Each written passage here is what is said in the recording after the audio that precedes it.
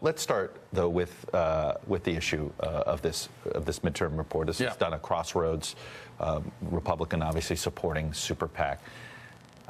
In some cases, it's not news. Republican Party has problems with women voters, but it does seem more pronounced. We've looked at it in our own pollsters. We've looked at it from 4 years ago. The Republican Party is in worse shape with women now than it was in 2010. Why do you think that is? You know, I'm not sure. I mean, there's one poll, and we've done a number of polls, too. I think one of the things that we see consistently is that tone matters.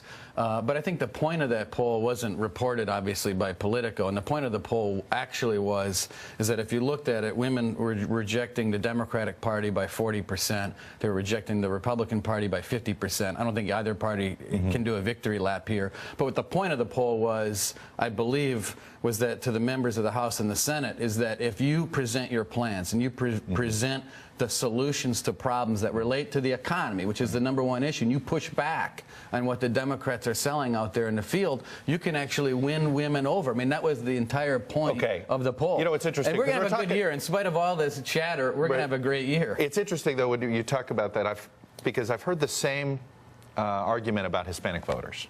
But I think it's true. I mean, you have to fight for the votes. There's no doubt. But the problem you seem to have is when it comes to women voters, do the arguments about contraception end up basically putting the party on mute with those same women voters who may like your economic proposals, but say, you know what, there's just too many crazy white guys who have crazy theories about my reproductive system, and I'm not listening. I don't think that's the case at all. Hispanics, same thing. Hispanics who maybe on some social issues would be with you, but the immigration talk says, you know what, I can't trust because they've got a whole bunch of crazy guys that talk crazy on immigration. I mean, two different issues. Isn't that an issue? No, but I don't believe it is. Same problem.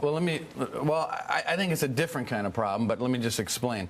On the first piece, in regard to women voters, the polling that we find and the polling that you're citing right there, I didn't see all the crosstabs or anything. Fair enough. No one did. But what the general gist of it is that the economy is the #1 issue, and in fact, women actually aren't